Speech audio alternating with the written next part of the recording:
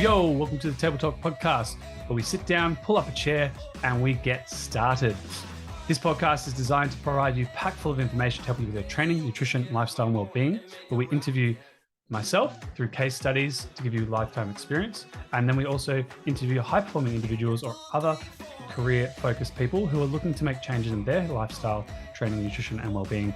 So let's pull up that chair and let's go. Carl? Yep, Carl. Okay. I like to be Carl. Sometimes I like to be Bob when I have a moustache.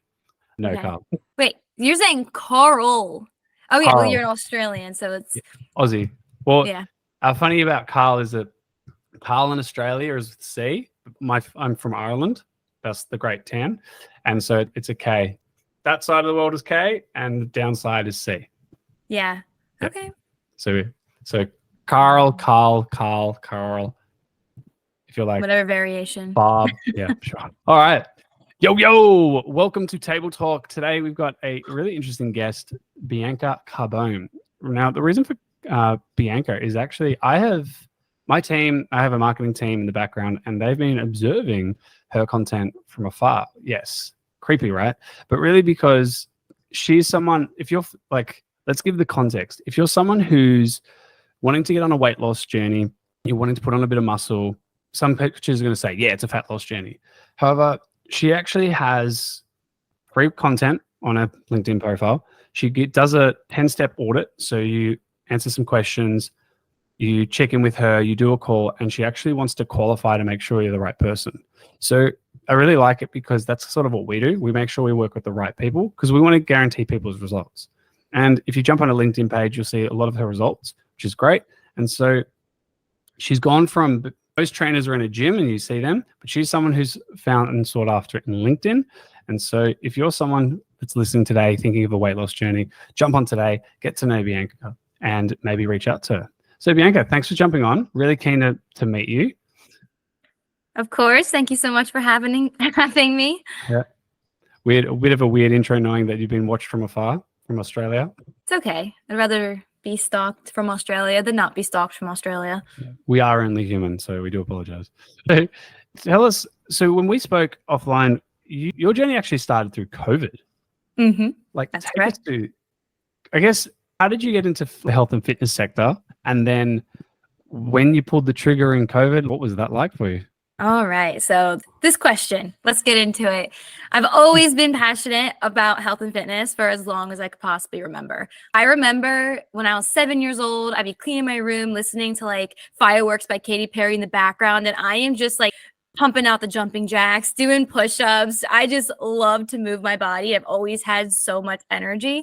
And the older I got, the more I did sports and the more I, spoke with other people about health and fitness. And everyone always told me, or they texted me after our conversations and they'd be like, Bianca, you've inspired me to go on a run today, or did this workout and I thought of you. So I feel like it's been like a common theme throughout my entire life that I am just one with health and fitness. I love health and fitness. So anyway, fast forward a couple of years, we're in college. Obviously I have some highs and lows with my own health and fitness, but ultimately COVID happens and the world shuts down and you realize that you're not in control of anything except for your own health and your own journey. So one of the main drivers was that the only thing you can control is your health and your actions.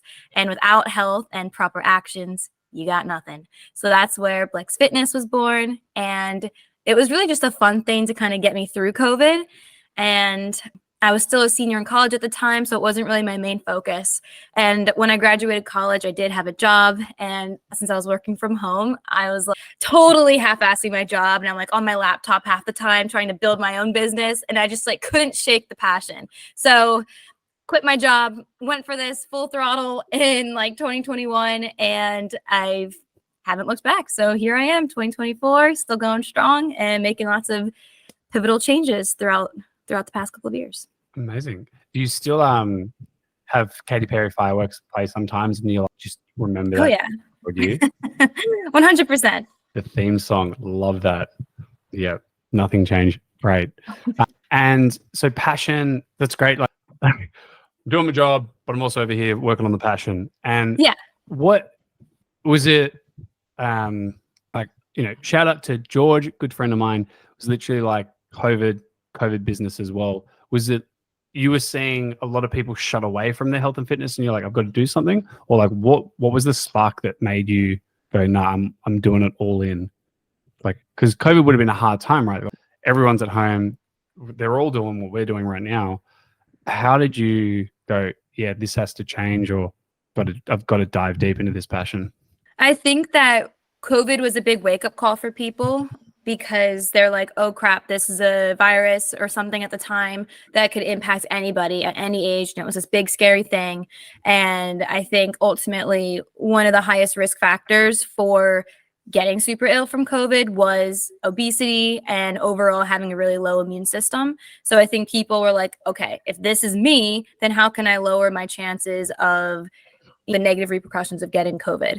And I think people just wanted to start taking health into their own hands at that point, which is also weird because a huge trend that I saw in 2022 was, on the one hand, we have a big group of people who use that as an opportunity to take care of their health. Then we have another group of people where the pandemic really flipped things around for them and they stopped taking care of their health because they needed that structure. So I think it showed people two things. One is that you need the structure, but two is that you really need to care about your health and understand the consequences of not being in good health at the same time. So, yeah. Yeah, wow. And on that, those listening, just so you know, if you're like, man, I don't want to listen to this for the next hour, I wish there was a cheat sheet. And there's actually a cheat sheet on Bianca's account. So we'll just put it below and you can gain access to a cheat sheet, which tells you about macros, micronutrients, which is awesome. And the thing is, it's not a TikTok, so it's not always changing. The response isn't always changing. So it's actually the same. But for you, the question I'd ask here is, as you know, COVID, you've got two different types of people. I don't know when you created that cheat sheet to help people, but how did you look to balance your own lifestyle? So we've got you working, COVID, you're seeing these changes, passion, and then you're also creating things, like building things to help more people and provide more support from afar. How did you balance that for your own health and well-being? Mm-hmm. Yeah. So I'm a very passionate person, and when there's something that I really believe in, I put all of my energy and dedication towards it. So, Well, nothing, love it. So I can definitely be over the top sometimes where I'm like, if this is what needs to get done, I'm going to do it no matter what. So I think over the past couple of years, one of the main things I've been focusing on is plugging in rest days or off days, even when I don't need them or, quote unquote, need them, or just planning my quarters and years ahead of time so that when the time comes, I have already built in a cushion for almost like a study hall period. I don't know if you guys had study halls, but yeah, it's like period of time where you could do whatever you want with it. You could take a nap, you could do extra work, you could hang out with friends. I think kind of building in my own personal study halls throughout the weeks was a big game changer for me. I'm surprised. It's funny you say that, because like we had study breaks, or we had periods off in high school or in school. And the funny thing is, I never during that time was like, I should have a nap in this 75-minute break. I mean, you've just gone, have a nap. And I'm like, why did I never think of that? Or just like sit in silence. I don't know. Just do whatever. just blocking out time in your day that is your time. You can do whatever you want with it, no matter what that thing is. Katy Perry, fireworks, let's go. Yep. Yeah. Your prime song, getting into peak state. Let's pull on that thread a bit, and let's probably unpack it. Let's use your 3 years of experience, 3 or 4 years experience now. It's probably evolved, and we know you're reinventing and improving what you do, which is great. So let's start from the top then. One is, you said you're breaking up a 90-day or 3-month period, or your quarters. And how does that look from a morning routine? So like for yourself, and then if I was someone who's looking to go deeper and do the audits with you, how does the discussion of that morning routine look? Okay. So my morning routine, let's see. It can really fluctuate depending on the priorities that I have that day or that week. Like when I was, younger and I had to go in person for work, I was one of those people where I woke up at 5 a.m. I got right in my car, I hit the gym, and I was showered, breakfast, ready to go by 9 a.m. at work. And so that was like my morning 5 to 9 before my actual 9 to 5. Yeah. And it was cool. It was fine while it lasted. But now I've kind of settled into a calmer space where I've learned the impacts of chronic stress, and it was negatively impacting my body at the time. So I've learned about myself. I prioritize slow mornings. And while I could wake up and do that, it's just I don't really want to anymore because it's not really conducive to my health and what I want to get out of my days. So my morning routine, wake up maybe around 6:30-ish. Not 5? No, not 5. Around 6:30-ish. So like sometimes it'll be 6, sometimes it'll be 7:30. I like to give myself some wiggle room, but on average, 6:30. Then I usually lay in bed for a good 15 minutes before I get out of bed. Let's preface, I don't have any animals to take care of. I don't have kids to take care of. So it's just me. All right. If I had all those responsibilities, it'd look different. But I lay in bed for like 15 to 20 minutes before I actually get out of bed. Which got 15 minutes. So yeah. Like I need to roll around a little bit and just like come to my senses. I love laying in bed. Then I finally got out of bed, brush teeth, wash your face, go downstairs, and I eat. I'm usually always hungry in the morning, so I eat my breakfast, about 30 grams of protein, drink 2 cups of tea, and then by about 9:30, 10, I'm ready for my workout. And obviously, I start working probably by 7:45 every morning, and my workout is my break. Cool. So that's the you time. Mhm. The 15 minutes rolling around. You're only human. What? You can sleep in? I know. Wow. But the laws of health and fitness say, oh, wait, there are no laws. Interesting. Do you wake up to an alarm, or is that just, you said like 6:30-ish? Is that just something like you wake up naturally and you're like, oh, it's 6 o'clock. I've got more time. No, not quite. Sometimes I'll do that. I have a sunlight lamp that'll come like a sunrise clock. So I think nice.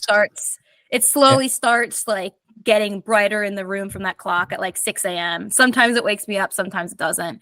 And then my alarms. So depending on the previous night or what I have, I'll set one alarm and then I'll set another alarm like 20 minutes later if I don't wake up the first one. And then that's about it. Okay. Yeah, cool. Probably like just because you said depending on your night, you'll make adjustments. So what is the night routine then for you? Because obviously that seems to set you up for the next day. What is that looking like? Absolutely. So nighttime routine, I usually have some sort of chamomile tea or like a sleepy time tea around 7 p.m. And that'll just calm my body down and get me into like a soothing state before bed. Because like I said, I have a lot of energy. So I need that extra calming support. Right. And then I kind of have a long nighttime unwind routine.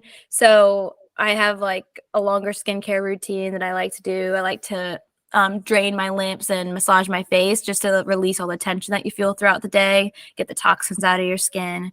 So for maybe about like 15 to 20 minutes, I'm going through like my whole face routine. That's right. I honestly, like, what does that look like? So it's funny. My partner does skincare routine and I'll just like, she's like, you must do this. I'm like, okay, just slap stuff on and we're just putting it on. But what is a lymph? You're releasing tension. So like, I know that there's the trigger points in the jawline below. But what does yours look like? Absolutely. So it's a mix. Sometimes I just use my fingers. Sometimes I'll use an actual tool like a gua sha tool. It's really inspired by the Chinese medicine or Chinese care. So I'm probably not the best person to be like spreading education about this. So if you want to learn more, definitely look up gua sha on your own. There's probably much better people. But what I like to do at least is a couple of minutes. You start in the base of your neck actually. And you go around and you drain from the neck or the base of your jawline down to your shoulder right here. You go down both sides with the tool. You can also do it with your hands though as well if you don't have a tool. And then you work your way up the face, just kind of pulling upward, releasing tension in your muscles, soothing out your skin, and then it drains a lot of the toxins out of there as well. Awesome. Is there a way to tell if it hasn't, we still have to do a bit more? Or is it just simple, do it, and then I'm like, oh, I feel less tense. It's like, cool, you're working in the right direction. I don't think there's an actual like point where checkpoint that's like, okay, as long as you surpass this, you've successfully done your gua sha. I think I kind of use it as like obviously you get all the benefits of doing the gua sha, but I also either listen to calming music or I just sit there in silence, and it's kind of my way of meditating or like reflecting on my day and just having those 10-20 minutes of silence just to like tune out all of the stress of your day. Cool. Gua sha tool. What color is yours? I got pink, white, yellow, gold. I got rose. pink and green. Do you have the full 7-piece kit? No, I have a 3-piece kit, but it goes deep. It's a deep topic that I'm still dabbling into. So I don't like teach it or anything, but it's kind of a hobby that I like to do. No, it's great. It helps to release the first layer of fascial tension. So if you can actually get it with, what's the like bison bone, has a greater effect on the release of tension, which is really cool. It's from memory. I have a big butter knife, so it's big balloon. So definitely not geisha. So thank you for that. I prompted me to relearn that.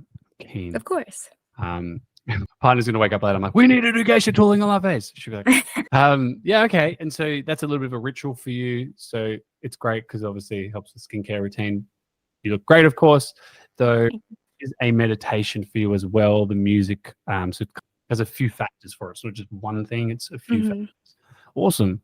And then off to bed and just glowing and sleep. Yeah. So that part, that also depends on the night. I don't want to make it seem like every single night I'm gua shaing my face, because I would say I probably do it maybe 3 to 4 times a week, because I don't know. Every once in a while, I'm like, I do not want to stand here right now and do this. So sometimes I just like slap the water on my face, get right in bed. And then sometimes, again, these are all like maybe 3 to 4 times a week. I don't do anything every single night like that because I like to have flexibility and I don't like how every day is the same. So I try to mix it up a little bit. Sometimes, I'll go read my book afterwards on my Kindle.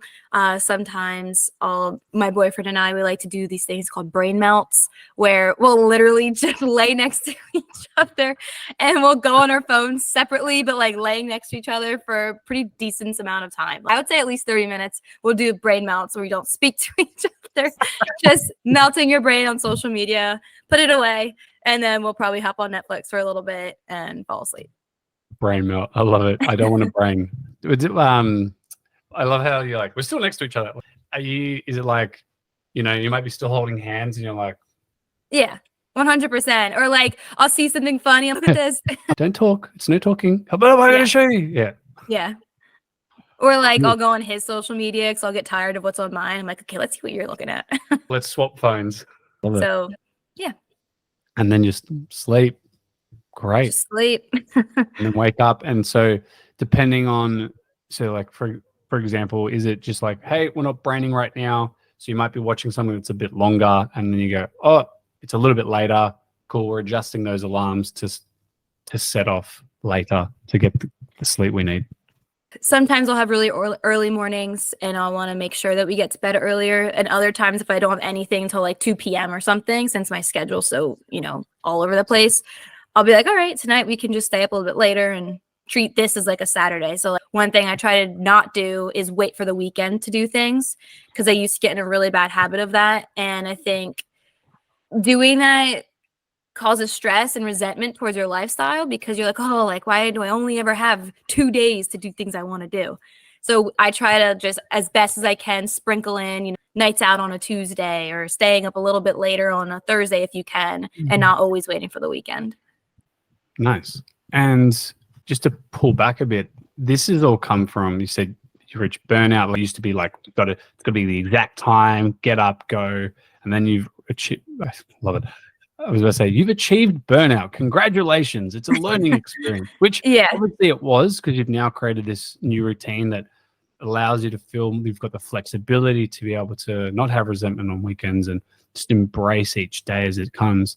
So if we may, like, how did that come about? Was it just one day you're like, I just don't have the energy? Or was it just a compounding? And well, my belief is that burnout happens when we lose a bit of that passion, and then we're like, no, and we cut ties with that old life, and then that passion's reinvigorated. Mm-hmm. What happened there?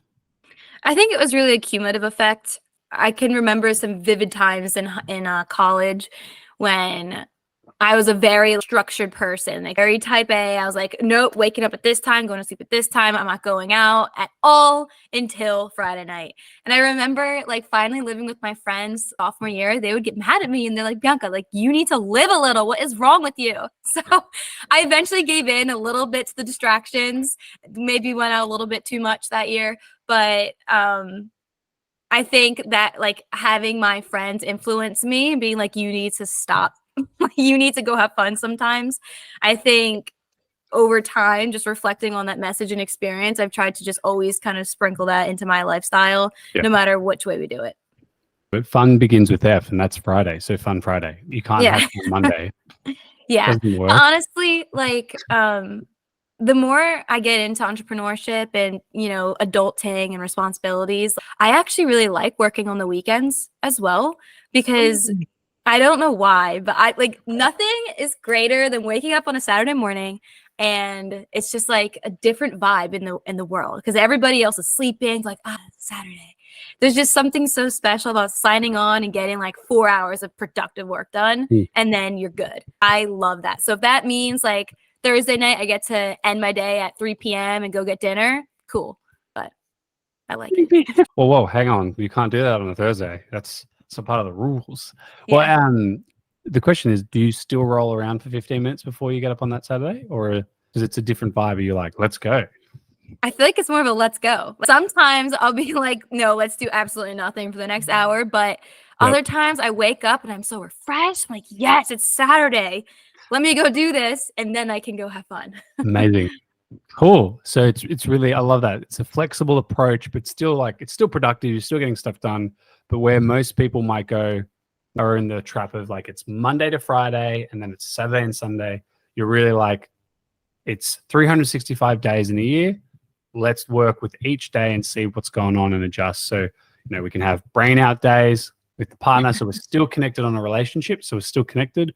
You know, obviously not right with each other, but you're finding moments to connect and then also giving yourself permission to have dinner at 3 or later and really just checking in with yourself. Love that. From a, you know, for someone, well, for me, I'm on a weight, like I'm fat cat. So I'm looking to drop weight. So I've gone from 110, I've hit 100 now. So for me, it's like the goal is to get to 90 kilos. What would that look like with someone? Like, are you going to dive in and go, right, Karl, tell me your morning routine. You've got to roll in bed. And what's your nighttime routine?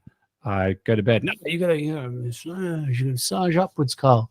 What would someone who's looking to lose the weight experience with you? You know, you've got the cheat sheets and the process. So how would we set someone up? Where would you start? Is it routines or is it something else? Good question. So when somebody is interested in working with me or I'm interested in working with them, they'll initially start with a health and fitness audit, as we've expressed earlier in the call. And with that, I get a pretty good understanding of like how many days a week you can work out for, what your current diet looks like, what your goals are, what your setbacks are, what your mindset is. So when you're on the call, we can dive a little bit deeper into those things. And honestly, everybody's different.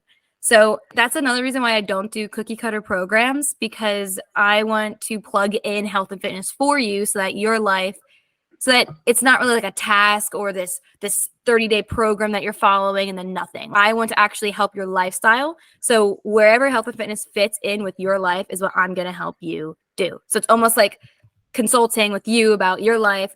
How can we integrate your goals with it? And then let's go from there. So let me give you an example. I have like one client and he works every day except for Tuesday and Wednesday, I think. And he has his walks in the morning. He comes after work, like basically Tuesday, Wednesday are his weekends and the weekends are not. So with him, the first thing we did was improved his morning routine by putting breakfast before he goes for walks. That's just one example. Whereas somebody else might be like, Bianca, I am never hungry in the morning. I'm not going to eat until noon, no matter what you tell me. So then for that type of person, we'll breakfast say, okay, in the morning. Yep. Yeah. For that type of person, maybe we'll say like, all right, maybe we can focus on your nighttime routine so that you have certain nutrient stores or you're better prepared for the next day and you have sustained energy that'll last you till noon. So you have a better workout. So it really ultimately comes down to the person and what type of life you like to live. All right. Are there so personalized approach, which I love. what you've just mentioned 2 clients that come to mind. Are there any major milestones or significant that really have over those years shaped kind of the approach? For example, a lady called Jo, super long last name, love it a bit. But when I started as a PT, she approached me. She's like, "Here, you're the trainer." I'm like, "Yep." She's like, "I will not give up wine or chocolate." I was like, "That's totally fine. They have antioxidants that'll help you." She's like, "Great, we'll get along." And as I would coach her, she would, "You've got to pull your scaps down. You've got to make sure this. And she'd be like, "Bro, like, Karl, I don't have time for all that. 2-word policy. If it's more than 2, I ain't doing it." So it really, for me, was a big shaper of how I communicated with clients. Do you have any milestones or clients or experiences that you feel have really shaped the way you operate with people now compared to when you started? That's a great question. I would say kind of. And this probably isn't the exact answer you're looking for, but I think the more people that I worked with, the more I was able to pick out who I like to work with and who I coach the best. So if you come to me and you say, "Hey, I'm not giving up XYZ no matter what you say," or you're not really interested in changing certain things, however, you still want to lose 50 pounds. And let's say we try it your way and it's not working or something, and you get frustrated. Yep.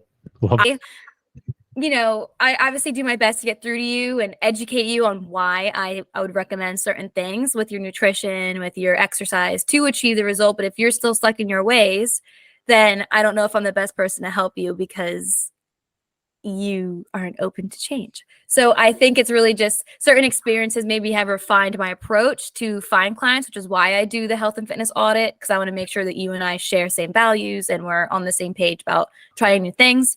But I would say I probably work well with people who know if you want a result that you've never had before, you have to do something you've never done before.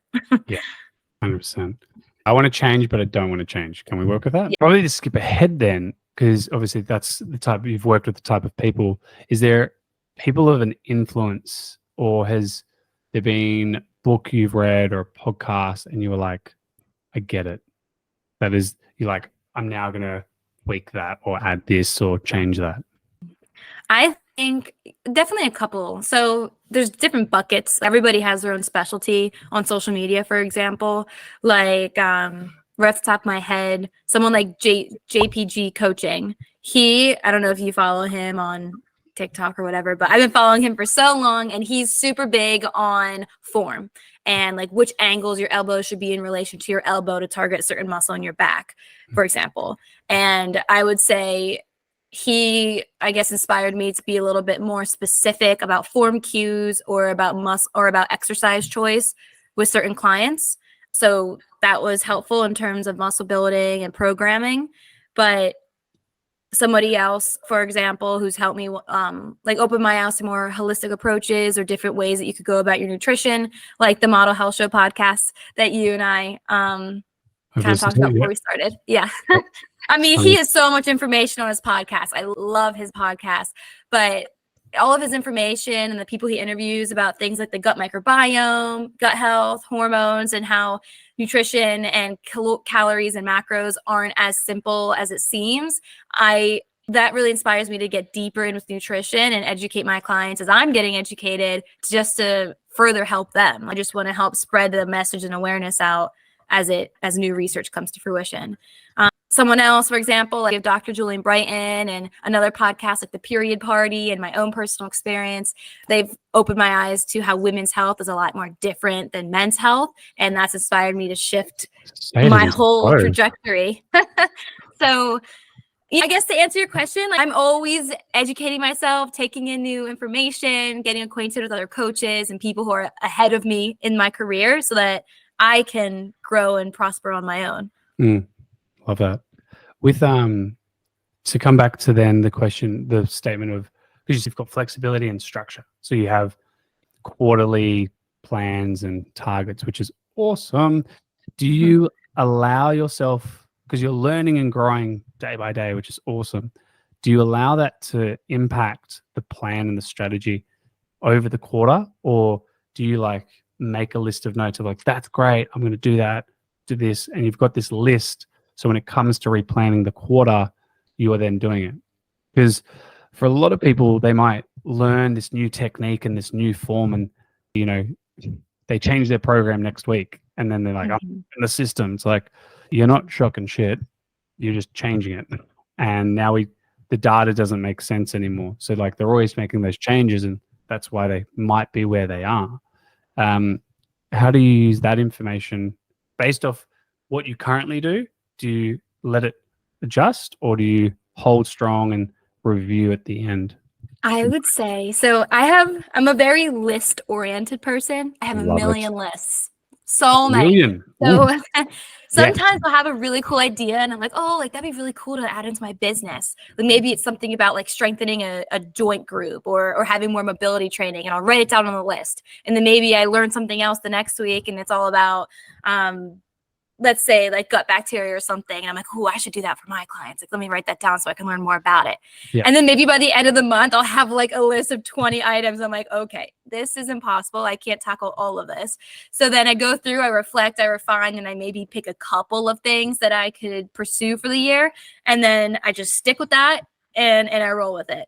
Yeah. So I try to separate like my interests versus my professional toolkit and what it is I can actually educate and teach people about. So there are things that I like to learn about, wash off my own enjoyment, but there's also things that I think would tie in really well with what I'm doing for my clients. And that I'm like, if this is going to help them, then I'm going to get certified. I'm going to learn about it. I'm going to implement that with my business. So I would say, to answer your question, I don't make any rash decisions. I write them down and then I'll reflect on it a couple weeks later. And if it's something that I really want to do, then I'll pursue it and I'll schedule it in when I can. I'll get it done. I love it. With strengthening joints, gut health protocols, obviously the beauty of being a coach and a trainer is that we can actually practice what we preach and we can put ourselves through it. So you've got lists, and I'm really excited about lists. Funny that. Everyone's got their own thing. What would you be currently working on with your own training and conditioning for yourself? What are my current health and fitness goals? Yeah, like what are you currently training for? Because, over the years, do your goals will change, and how are you training yourself, or who are you working with to work on those goals? And what have you gathered from it that you've applied to your list to then reflect and review? Okay, so in 2023, I had much more health challenges than I was anticipating. Obviously, nobody wants health challenges. But anyway, I faced my own. And I think that shifted my perspective a lot about my health and fitness goals and what it is that I'm looking to get out of working out. So to be quite honest with you, my main focus right now is maintenance and just feeling good. I don't have a specific number I'm trying to hit. I don't have a specific exercise I'm trying to perfect. I'm just kind of coasting along until I feel until something inspires me to reach a certain goal, if that makes sense. Yeah. So probably to summarize, probably a lot of what we've gone through is that over the last few years, you've like been really structured, been disciplined, fun is only booked in for Fridays. And then you've found that it's like, yeah, there's more to life here. You've started to build and foster a process that has flexibility, yet at the same time, you're like, well, I can't be, unstructured in everything. So you've still got like the routines and the habits that, I believe in as an entrepreneur, you probably believe as well, as there's routines and habits define us and help us build that structure. You then, are still training regularly. You've got your own break time. So you've got that time that, everyone it's all about bringing out yourself. And then from there, it's not like I have to do 100 pull-ups today and tomorrow it's 105. It's more like, no, I'm going to do some pull-ups. I'm going to do the exercise that I feel good. I'll lift a bit heavier, so you still follow the principles, but it's not where it's like, it must be by the 31st of August, 2024, 50 kilos attached to me sort of thing. And you're really like, it's pretty much the approach that you use with your clients. It's tailored and personalized, but still has a level of structure that it's, we're going to get progress, but it's not a definitive for you, which is awesome. And you're not being reactive, but you're taking the time to go, why is that? And then sitting down with it in your review time. Yeah, that's awesome. So that's a big sum of Pretty it. spot on. Oh, and there are times to brain out. I love that. Just brain out time. You're gonna use that now. Yeah, or we have, what is it? Yeah, we out. Okay, it's just like, I just want to watch something. Like we did 2 days ago. Have you seen Bitconned? No. So it's like, Kate's like, I just want to dumb. I'm like, okay. And we're watching it, and I'm like 10 minutes in. I'm like, I can't do this. I just can't. She's like, yeah, but like, we're not thinking about work. I'm like, I just can't do it. It's just painful. And she's like, I'm like, I need to skip it, because this guy's literally like, I'm a criminal.